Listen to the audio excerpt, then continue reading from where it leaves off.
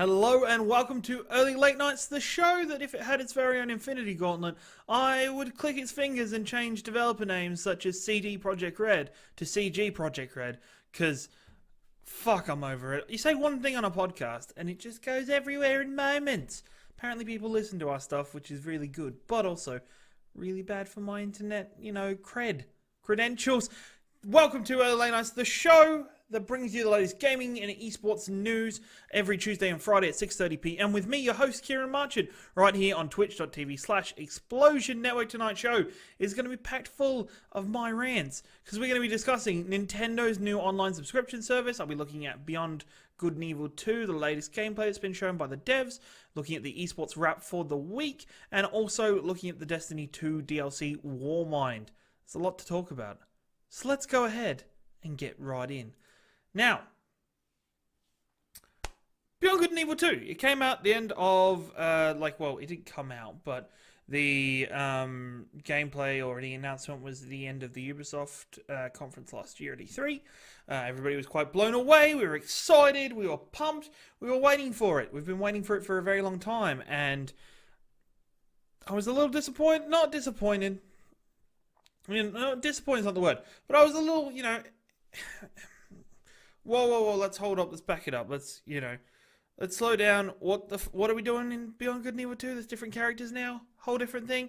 Right, okay, so recently Ubisoft had what's called a Space Monkey report stream, or a special Space Monkey report stream. So that is, you can sign up for their Space Monkey program where you get early access into all information on Beyond Good and Evil 2, get access to the streams, to Q&As with the devs. I'd advise you, if you haven't already, go sign up for it as part of Ubisoft's website. But they had it to have a better look at the gameplay of the game. Not heaps of gameplay was shown, it was more just showing some of the combat of the game as well as the flight features of the game, and talking a bit more about what the game's going to be about and how it's going to play out. And in many ways it's a bit surprising. So it looks like this game is going to be a fully open world, like open universe kind of game with multiplayer co-op features in it, which I don't know how I feel about already. I feel weird, I feel just completely strange about it in many ways, but hey, it's what it is. It's not the same game that we got. Net characters when they players when they start the game, you create your own character, you mold it into who you want it to look like, and then you play through the game.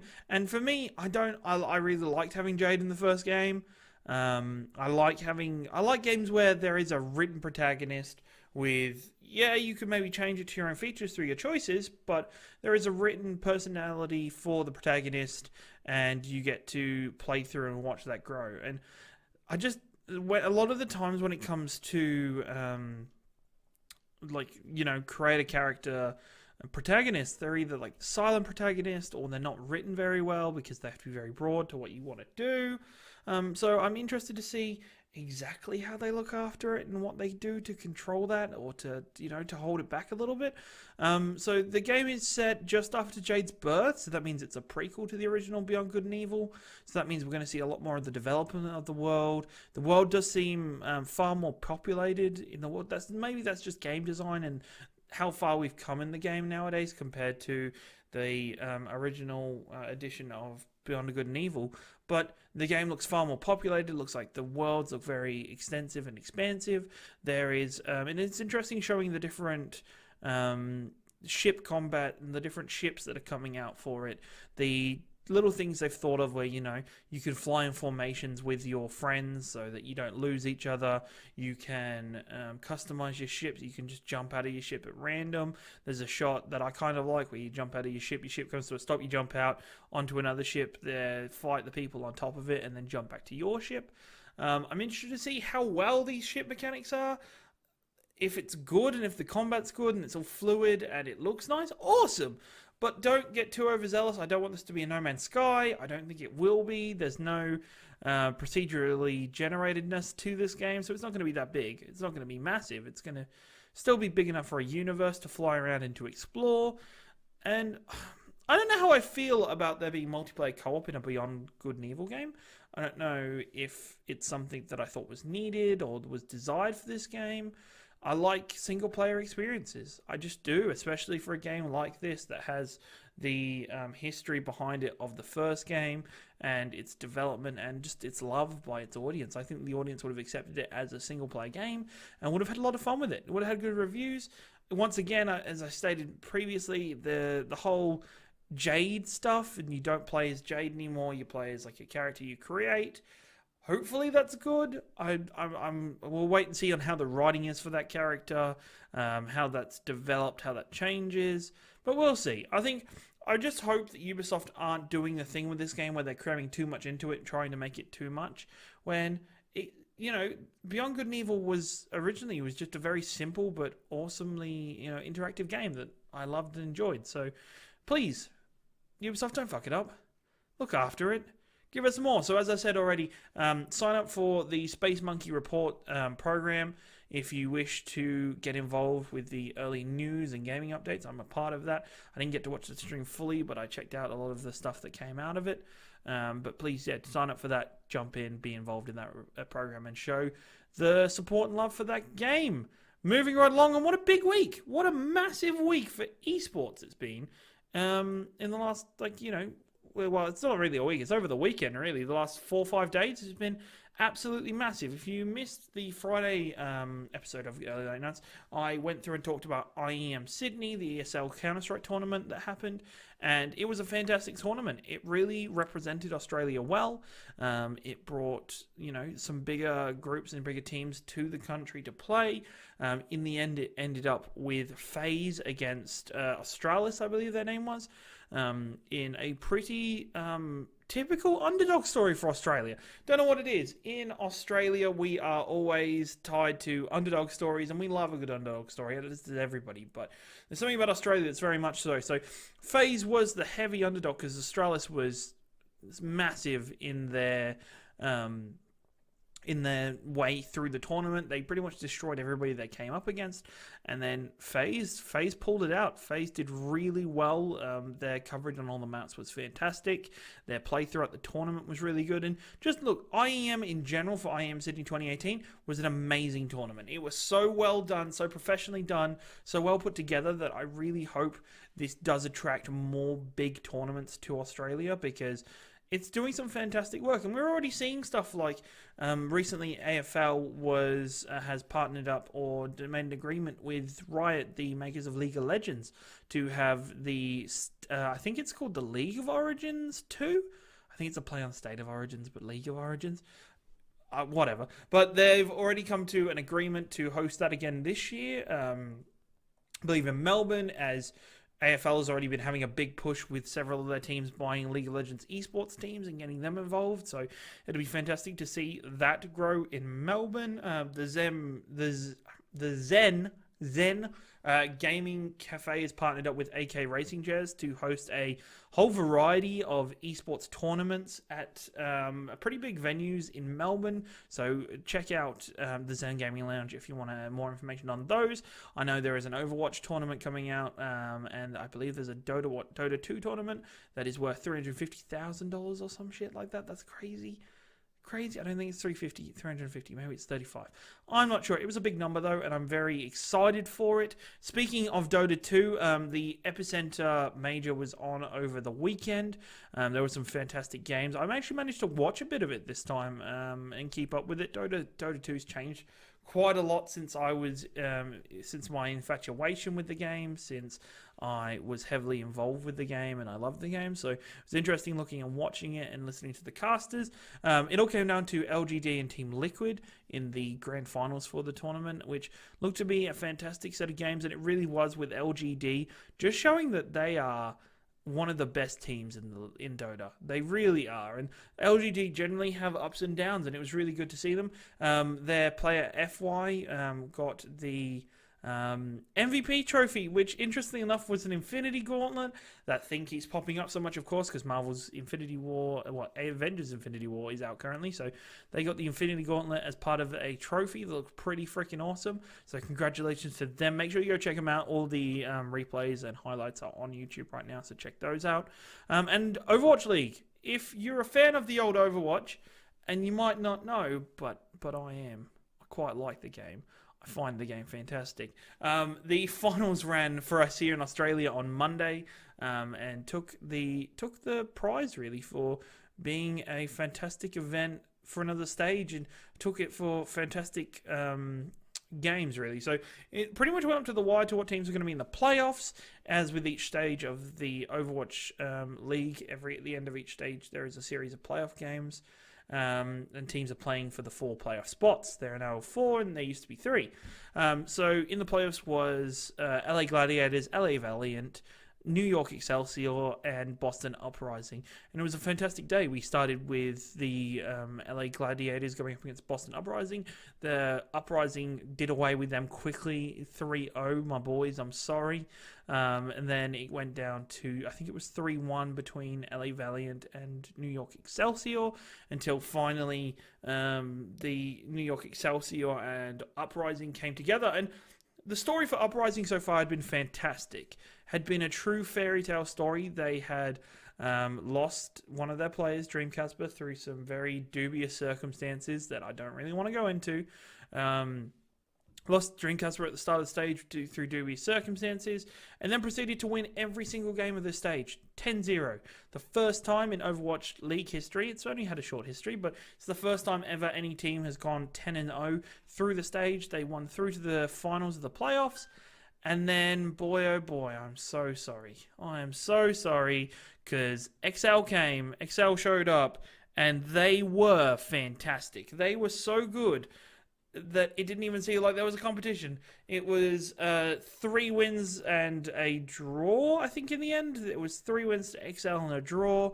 And boy, oh boy, did New York look fantastic. New York looked truly like a well-oiled machine. They looked together. They looked really well coordinated with each other. Sabiobi on Tracer looked freaking amazing. Came out after it on in the interview and pretty much said, I'm the best tracer in the world. No, he's exactly said that. Said, I'm the best tracer in the world with the limited English he knows, which is fantastic. But, you know, it was just so great to see that team with Ark, fantastic heals with Jonak doing crazy Zenyatta plays, big boss man Pine, really popping off in several games throughout the day. It was a fantastic showing by the Excelsior. They are the team to beat in the Overwatch League. They are the team to take down as we come into Stage 4, and then as we come up for the season playoffs, which should be happening in the next week and a half. The Stage 4 begins. Same day Stage 4, if you're an Overwatch League All Access Pass holder, you're receiving the 12 skins, which, hey, they're cool. They're different. And also kicking off the stage, which will be the new Brigitte meta, as well as all the changes that have recently happened. So it's going to be fantastic. It's going to be interesting to see exactly who comes and rises to the top, because at the start of each stage, with the changes that come through, there is a lot of difference through to the game, and which teams pick it up better. So I'm excited. I can't wait to see it, and I'm going to stop talking about Overwatch now. Or I could go on for the rest of the show talking about it. Going on to our third topic for the day, Destiny 2. Today, right now, people, if you're listening to this on the Wednesday, it's yesterday. If you're watching this right now, Destiny 2's Warmind DLC has come out. It is I think it's the second of the major DLCs coming out. It's only like $20 if you want to buy it and partake it. Came out today with the full Warmind story available for everybody. It is including a brand new raid, new weapons, private matches in Crucible, expansions for the Vault space, new escalation protocol mode. The raid is featured in the last section of the Leviathan, so once this raid's done, it's in the last layer of the Leviathan, and I don't think we'll be going back there for some time. It's interesting to see Destiny 2 tries to resurrect itself from the fire of its crappy beginnings every time. Every goddamn time. Crappy beginnings. I'm so over it. I don't know. It's interesting to see them do it, and I wish they would just do quality content like this from the start. So what it requires of you, it's interesting. So if you're not going to buy this, if you're not going to buy the DLC, you will get all the public maps. You'll get the public maps for the DLC in your public multiplayer Crucible modes. So you can still play all the new maps. But, and this is the weirdest thing, So you can only make private matches, private Crucible matches, which is a normal freaking like feature of most games, if you buy the DLC. What? What? Really? Are you kidding me? Oh, I'm going to be talking more about features that are locked away behind paywalls that I fucking hate and I think is ridiculous. But boy, oh boy, is that a shit idea. Come on, Activision, pick your game up a little bit. Once you finish the campaign, you will have access to the new escalation protocol mode, which is a new like a horde mode for Destiny, which looks like a fantastic addition. Little hint: if you haven't finished the campaign but you want to play with your friends because they already have, you can jump into an in-progress game straight away. So feel free, as long as you have the DLC, feel free to jump into one of those and get involved, even if you haven't finished the campaign. Check it out. I'm excited and I'm interested. Bungie do some great. Did I call it Activision? Activision and Bungie. They're the same. They're owned by it, right? Yes, they are. Bungie, anyway. Bungie is they're so weird. Frustrates me looking back at the Destiny life cycle where Destiny got better with age. Destiny 2 is following the same thing, which why didn't they learn? I was in love with Destiny 2 when it first came out. I played so much of that goddamn game, and then the content quickly fell off, and I was just like, right, you're doing this again to me. And the DLC does look good, and it is slightly enticing to play again, but at the same time, CBF. I'll just wait till they finish all the DLC, and I'll go play through it again and have some fun. But other than that, you're not bringing it back to me, you pieces of crap. And those were your main three topics of the Tuesday.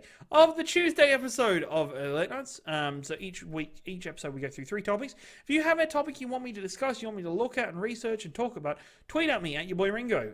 Let me know what you think of any of the topics I've discussed already tonight. There is the one tidbit of the show coming up. But I'll also be making sure every day before the episode, so at 12 o'clock I'll be putting out a tweet just asking for any new stories. Please tweet at that, reply to that post, or hashtag ELN, and I will sift through that and grab some stories out of that each week to give you what you want. Give you exactly what you want, because that's the type of man I am. Now, for our tidbit of the show, Nintendo finally came out. Finally, Nintendo has come out and said, they've released the information on the Nintendo Online service. So this is a service that that's already been talked about since the beginnings with the Switch, that Nintendo was coming up with an online subscription service, much like Xbox Live, much like PS Plus, for people to partake in. And they finally come out with theirs. It was scheduled for, I think around August it was coming out, so I think, they originally was like August last year, maybe even, that they were going to bring it out. So, if I had a Switch for a year, I've had a Switch for a year, people. That's crazy. That's just hit me live on stream. I've had a Switch for 12 months. Does not feel like that Nintendo have been good for 12 months, but they have been very good. But they've finally come up with their online service. It looks like this online service, so the features that this is going to lock away is you're going to get 20 NES games. It's going to lock away the mobile app, so you'll need the subscription service to be able to use the mobile app. Locks cloud saves behind it. That means the voice communication is going to be locked behind the subscription. I hope you fix that shit, because that shit is broken. So Nintendo's, sub fee, I'll talk about that in a second because I'm actually kind of happy with that. But so with the Nintendo, with the 20 NES games, so they're going to be only available for like a month. So you can play them for a month and then they're gone. And then they'll put out more games. That's really strange. That's really odd. The games featuring already are Ice Climbers, Legend of Zelda, Mario Brothers, Super Mario Brothers. And that's among the list of 10 they've already released, like the games they've announced. Coming up, there will be 10 more games announced for the service to be a part of it. That will also be available for the first month. Ugh. God damn it. Freaking hell. I don't know. You've seen PlayStation and Xbox who were like, all right, once you've paid for it, you have the game. It's your game. Go for it. I'll take it back now. We'll take it back now. Voice communication, Oh, you like voice communication in games? Yeah, that's cool. That's cool. We've got our own proprietary one, but we're gonna take that away as well. Here you go. Like we're gonna just grab it, and take it back and put it behind a paywall, even though it's terrible. And I don't understand why things are being put behind a paywall. Luckily for them, they haven't made it too expensive. The big one that seems to be the problem for people or the annoyance for people is cloud saves. With cloud saves, and this frustrated me with PlayStation because I think PlayStation is pretty much the same system. PlayStation, you can only have cloud saves if you're a part of PS Plus. I found this out when I switched over PlayStation consoles and hadn't renewed my subscription at the time. Went to change over and they're like, nah, you got nothing to transfer. And I'm like, what? Sorry? Excuse me? So unless they've changed that over as of recent, I hope they have, because the thing that confuses me, and this is my Xbox fanboy coming out. This is my Xbox fanboy coming out when all these people keep coming along with their online services. All these people come out, PlayStation did it, now Nintendo's are doing it. Xbox has been doing theirs since the original Xbox. There has been Xbox Live in some format since the original Xbox. And they have put the time in and got their system right. They have really developed their platform. They have put thought into what the subscription gives you, and they're doing it really well. They're, the game itself, the platform doesn't shut things off like cloud saves. It lets you keep the games you want to keep.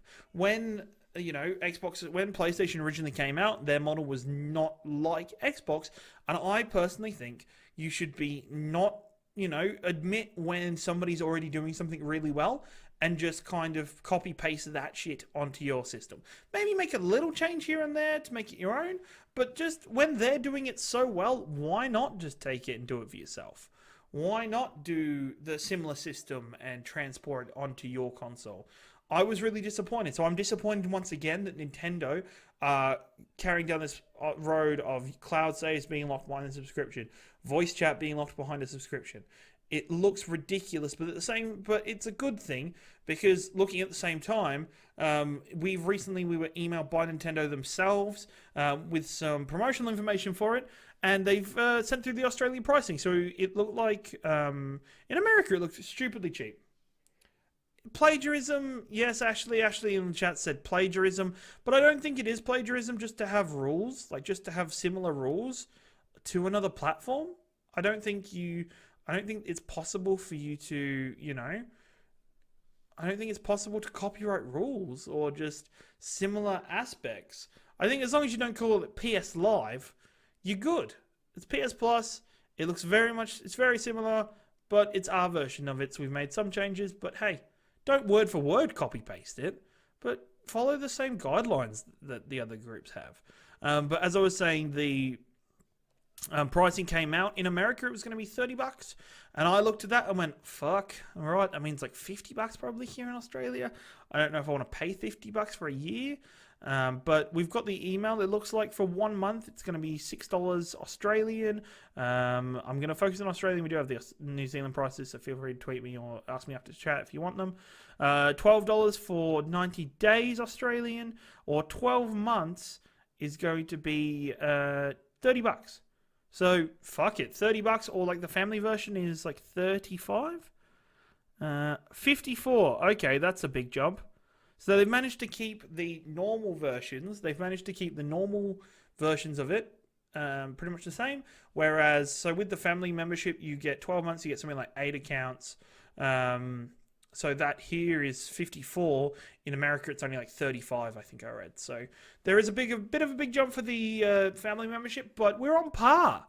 We're getting it cheaper than the Americans, technically. That's fucking great. Good on you, Nintendo. I'm surprised how cheap that is. Compared to, for 12 months for Xbox or Microsoft, I'm paying between $70 and $80 most of the time because I'm getting them on when they're on sale, or PlayStation does something where it's like 15 months for 12 months. And you're like, okay, sure, fuck it. But it's interesting to see. So I'm happy that Nintendo's got their act together and put their online service out. Maybe they can further develop the online service. Maybe they can bring out, maybe they can allow games to stay. Nobody needs 20 games, I think, even though it's great and it's really cool and it's pretty much you're getting like a freaking the mini or whatever, the little consoles they've been getting. But why not just, give us a couple of months and just say, hey, keep them. Keep them. Fuck it. And I'll be like, and that's awesome. Thank you. Thank you very much, Nintendo. There's got to be a reason for that, so we'll look out for Nintendo's response for that once they get questioned, because no doubtly somebody's going to ask them that as to why they're doing that. But I think overall it's a good service, especially Nintendo's a very family-friendly company, so they have to often think of the families that are going to be using their products. So I'm interested to see where they go with this service. I hope they fix their voice chat features, because at the minute I'll be using Discord if I want to use voice chat while I'm playing a Switch. Which 9 times out of 10 I'm not, because I'm not really playing anything I want to, shit talk somebody with, unless I'm playing Mario Kart or I don't even play Splatoon, so I can't even say Splatoon, but it's probably useful. But Nintendo keeps going in the right directions. They're allowed to have these small fuck ups because they're doing so well. They're doing so fantastically well. And I think there is, people bitch and moan nowadays that Nintendo has such a, they get away with so much. But hey, at the end of the day, fuck it. It's Nintendo. Who cares? They're doing so great. You can't help but love them. There's people that hate them that haven't grown up or haven't touched Nintendo's products. I think you need to go out there and play some because they're fantastic. They look kiddie. They look really random. They look rather eccentric a lot of the time, but they are fantastic. So please go out, support Nintendo, get the online service if you want those cloud saves. But at the same time, Nintendo just give people cloud saves for free because fuck it. It's just I think nowadays for gamers, something like cloud saves, getting cloud saves, is just a part of gaming now. There's certain things in gaming that I just expect nowadays. I expect multiplayer matchmaking. I expect, if it's multiplayer, I expect a voice system built into the console. I expect a marketplace that works well on the console. There's certain things that I think we're entitled to as gamers. So Nintendo, I think you need to go back and look at this a little bit more and grow this a bit more if you can. But other than that, you're doing a fantastic job. That's my thing to you, Nintendo. Good on you. Fantastic. Thank you very much for joining me for Early Late Nights. It has been another action-packed show with plenty of news and esports. So if you want to talk to me about anything, tweet at me at your boy Ringo on Twitter, or check out the Explosion Network's Twitter account at ExplosionPod. Follow us and subscribe to us, and check out all of the other great content we do. Twitch streams. We do 7 or 8 or 9 or 10 different podcasts now. Check out one of our latest podcasts, Bevan World, where they are reacting and going over all the episodes of Westworld as they come out for Season 2. And Dylan and Nick are doing a fantastic job on that. And also check out Order on Explosion, our Star Wars podcast, as we release this week the first episode of 3 for the up-and-coming Solo movie. Thank you very much for joining me. It's been a fantastic night. Remember, if you can't make it here live every Tuesday and Wednesday at 6:30 p.m. on twitch.tv/Explosion Network, and give us a follow so you get a notification each time we go live. Make sure you check us out on our website, explosionnetwork.com, and also 24 hours later on YouTube and all good podcasting services. With that, we will end the night with the same thing I end every show. Well, most shows. 60 seconds of media madness, where I go through all the small little gritty tidbits of news that I've missed for the day. Have a fantastic night. It's time for bed, I think. And starting with the Infinity Gauntlet has now been updated, so it's a part of Fortnite. Randomly, it will drop one place on the map, and if you're lucky enough to pick it up, you can go get the Infinity Gauntlet powers. Nothing's really been said about what it does just yet, but if you can find it, go grab it, go use it, go rule the world and snap your fingers and make them CG Project Red for me. Tomb Raider writer has come out and said it's time for stories about kick-ass mums, even though they're writing about Tomb Raider, but Kick-Ass Mom's cool. I'd know, it'd be interesting to see how a writer would incorporate that into a game. And I think it's good that we start incorporating all facets of life. That is, I can't remember her surname, I think it's Rhiannon Pickett, who is also the storytime person for PAX Oz this year. Call of Duty Black Ops 4 Zombies confirmed? What? What? Of course it is! No shit, Sherlock. Games for Gold and PS Plus games are both now live, and Dragon Ball Z Fighters are getting a new co-op mode. Check it out in the latest free update of the game. Have a fantastic night. GG, well played.